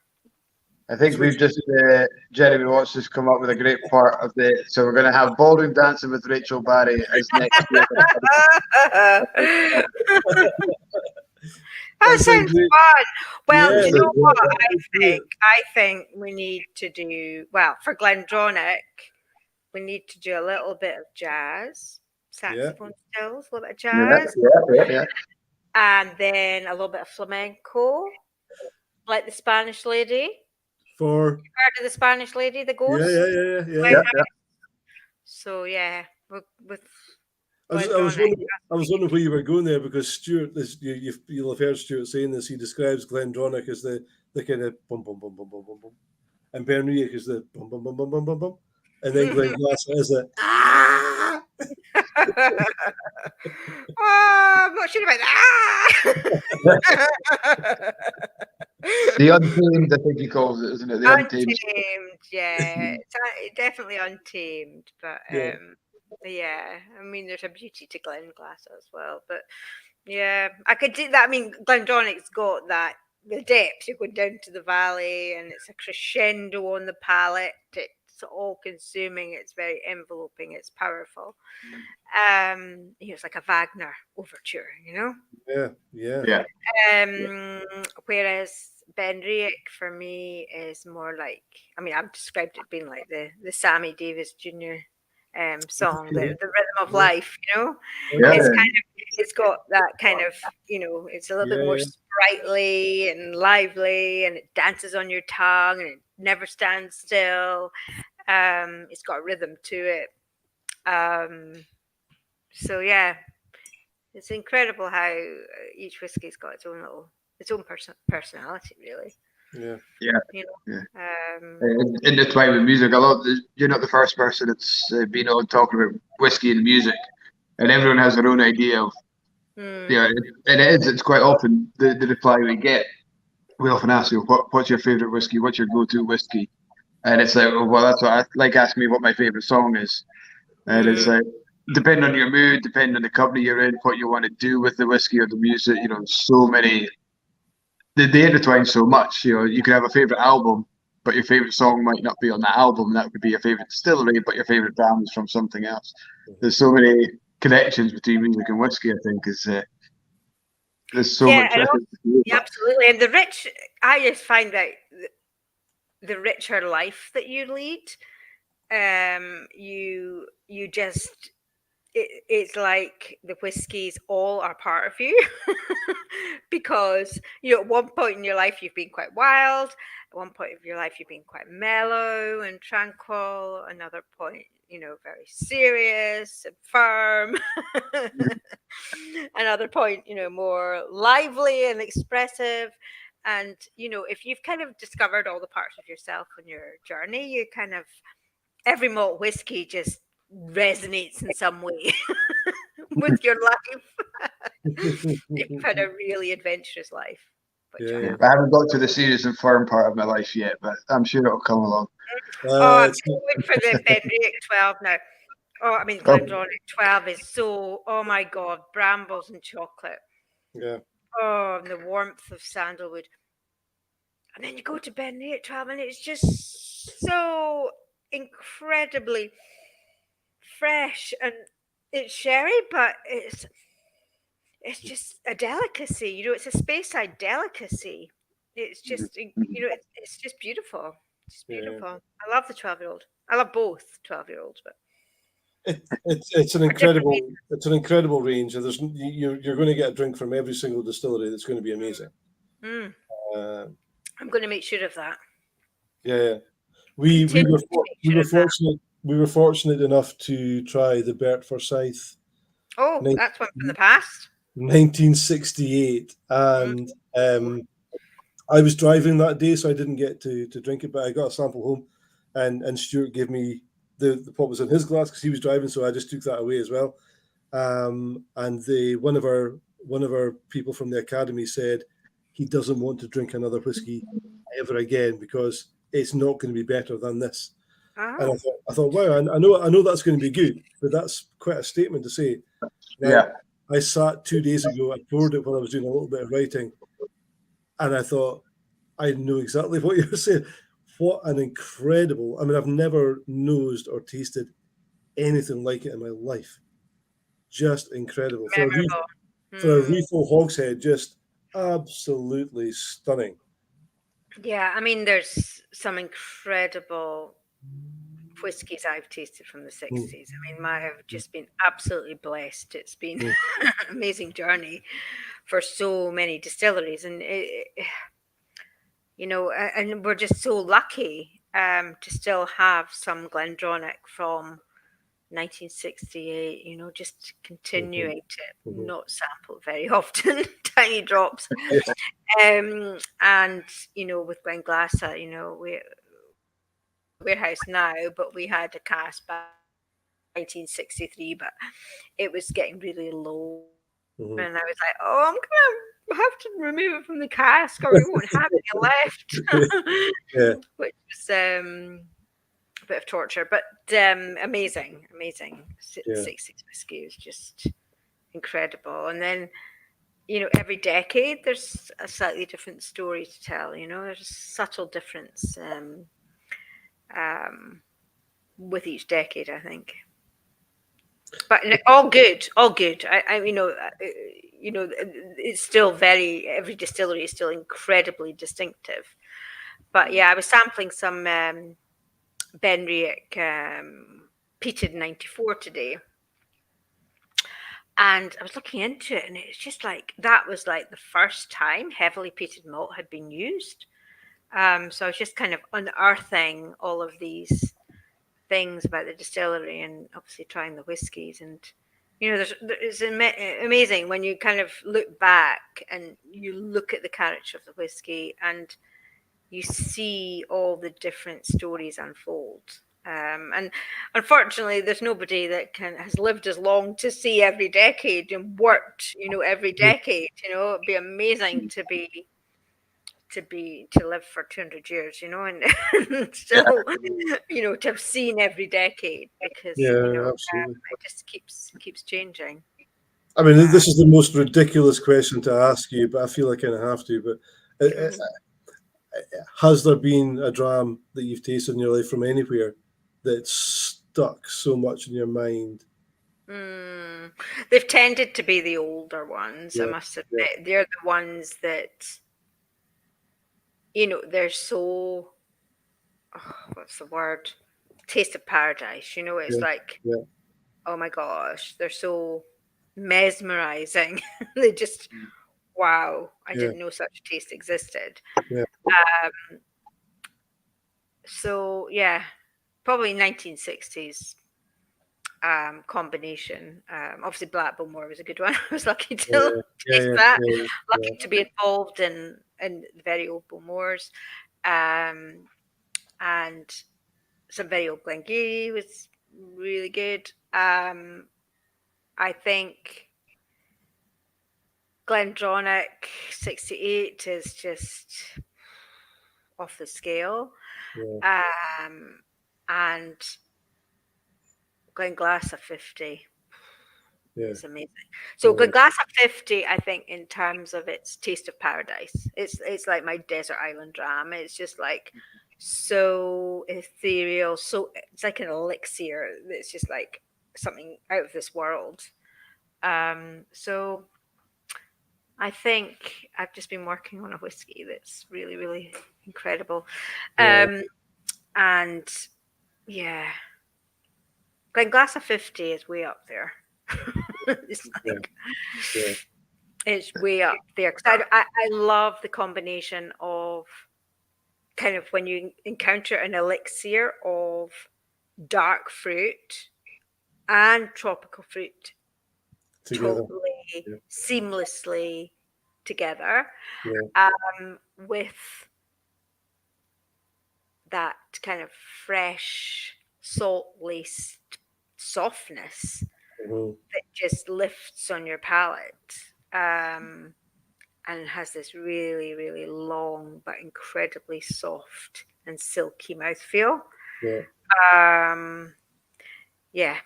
It's seamless. It's absolutely seamless. But it keeps going on and on.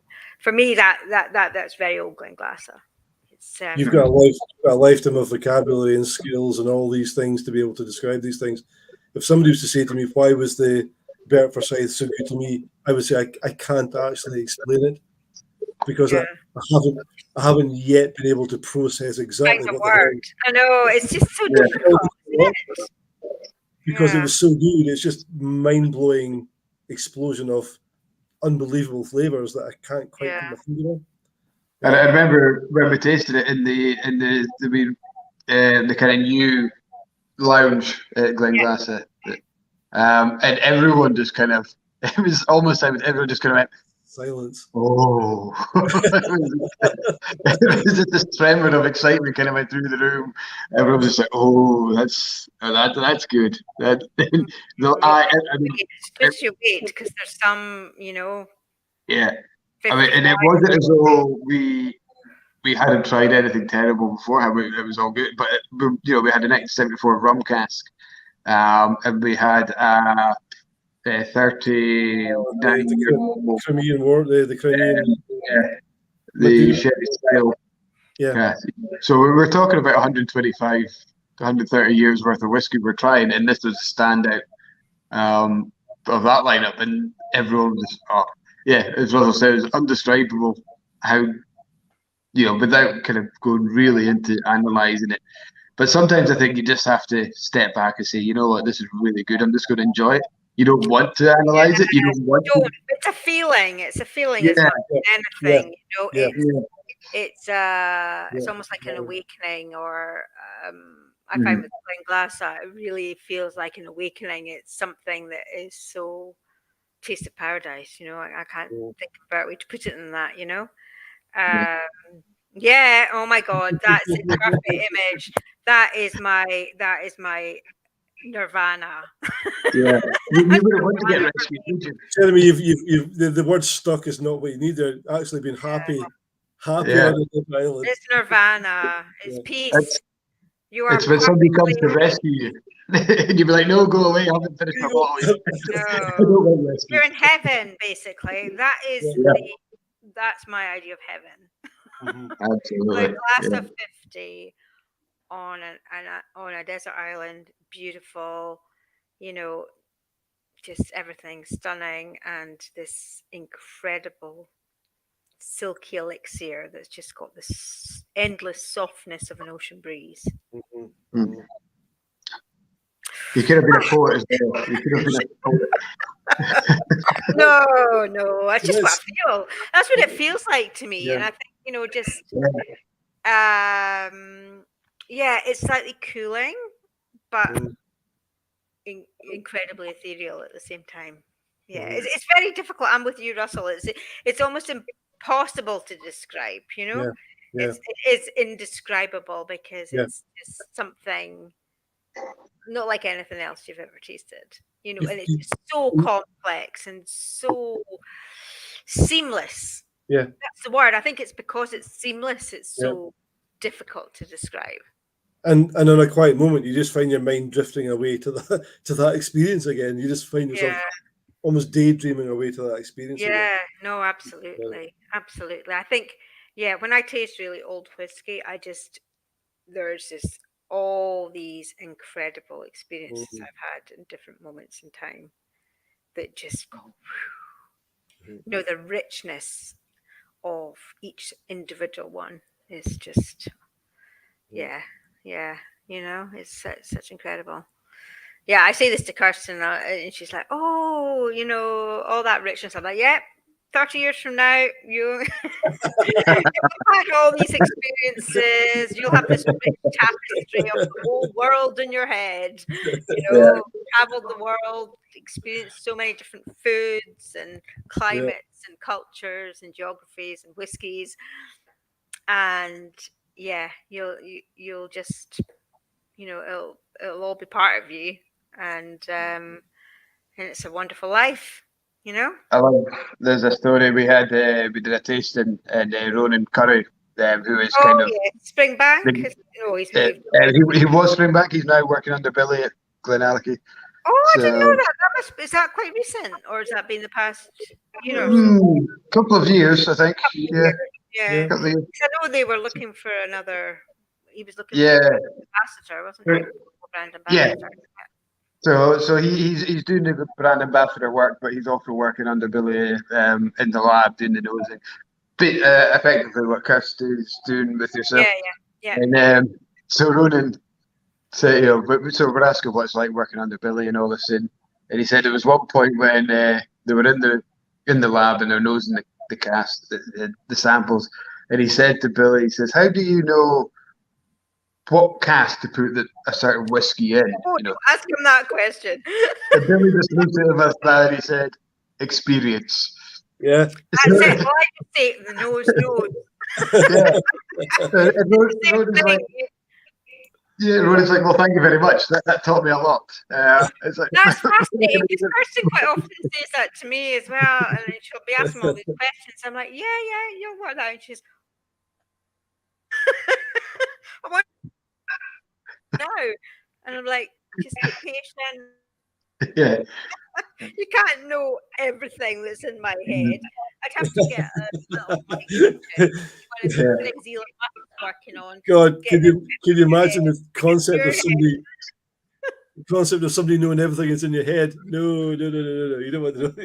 You don't want to know that. But people many years ago didn't think about a car could be a thing. Still on horse cart. Horse and cart and computers. What were they? And you never know what the future's going to hold. Who knows? Who knows? As long as it's good, Going to take Mike out of his comfort zone a wee bit here and talk about ballet. So, wanted to be a ballerina. Do you still love ballet? Do you still love ballet music? Do you go to the ballet? I do love it, but it's probably not my greatest love. I think music's more my love, and piano. I've still obviously got my piano, I love kind of just sitting down and playing. That's probably what I love the most. And you play. So what do you like to play? Classical or classical? Most, and a little bit of jigs as well. A bit of Irish jig I quite like. It's quite uplifting. So I like a bit of that too. But I want to try. I like to try different hobbies as well. So I've tried to master all of these over the years. But I think in your life you master things, but you also need to experience lots of different things as well. And it's better to try and master quite a few things than just one thing. I think it makes for a richer tapestry of life. Absolutely. If you can experience as much as possible. But at the moment, I mean, my main hobbies, I suppose, are I love cooking. Obviously got a house full of boys to cook for, my garden is definitely. I've got. What do you like to do? My dad was a head gardener. That was his career. I love gardening.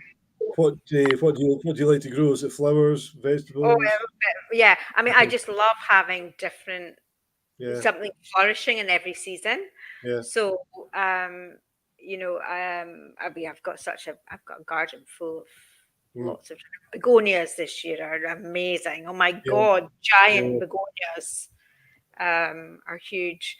And got about 50 pots out there.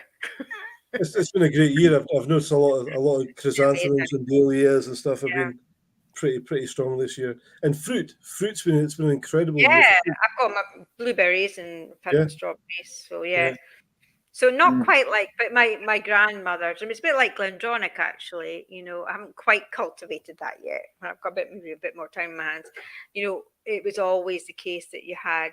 I mean, they had walled gardens that had like the vegetable patch in one quadrant, and then the other patch was all fruit, and then they had the grassy patch, and then the other patch was for the tatties. So that's what I have to. I don't know if the soil's quite as good here though. Aberdeenshire's the best. My garden is where the herbs and veg go to die. They Well, I've got my garden I've got mint, rosemary, oregano, bay leaf.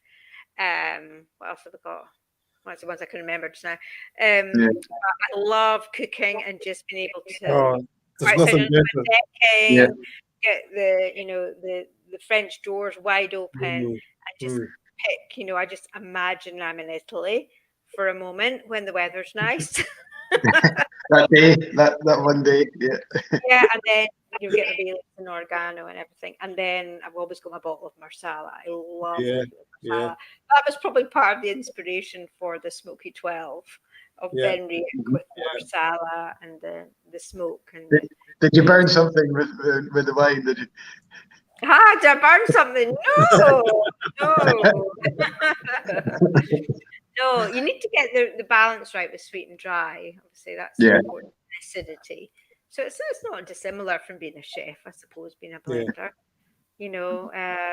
With Italian, it's getting the kind of the dryness from white wine, a bit of acidity, and then obviously Marsala and cream as well. If anything, we've done tonight, we've inspired Neil at Whiskey Trials to open an expensive whiskey. I wonder which one you're going for. So let us know. Yeah, I know. I don't have one that expensive behind me. Maybe, well, GlenDronach 21's the oldest one I've got behind me at the moment.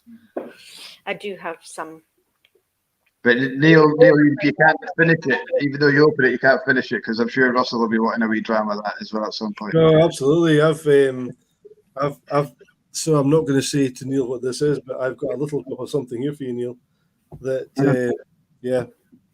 shall remain unnamed in the meantime. We picked up a lot of nice, tasty little bits and bobs last week, Rachel. So yeah. Oh, did you? Did you run quite a few distilleries? Very, very lucky. Fantastic. We got round Macduff, which people don't get to do. We got round Knockdhu, which is closed just now. Mm-hmm. Obviously, we got round Glenglassaugh, which absolutely fabulous, and SWRI. We love SWRI. We had some fantastic experiences. The Maltings, GlenDronach, Mecca, just up the road. For me, it's just 7 miles down there. I pass it every day. I know, but you'll see what's happening then. You'll see when the warehouse is being built. Yeah, I'm so disappointed my house has disappeared. So that's. Oh no, it's taken. You didn't even notice it gone. It'd be quicker building a house than it is building a warehouse. Oh, for goodness sake, yes, absolutely. That's the thing. At least, I mean, GlenDronach was, one of the biggest distilleries back in the 90s. I think it was the 1930s. Was it 1930s or whatever? I mean, there was like 50 people lived there, and I think it was one of the biggest producers way back. So we do have space in the valley, obviously,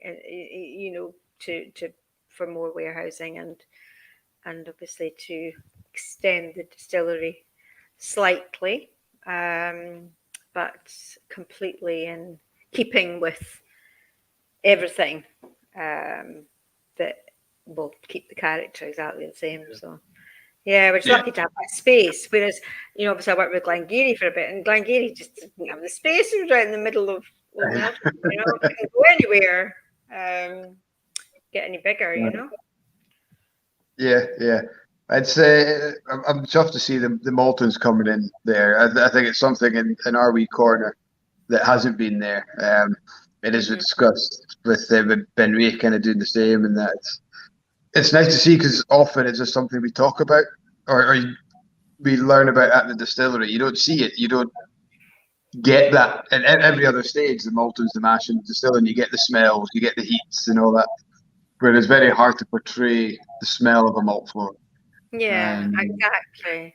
And it's the way it was all done, before the 1970s. I mean, obviously coming from the northeast of Scotland, you'll know the history, and before was it 1974 that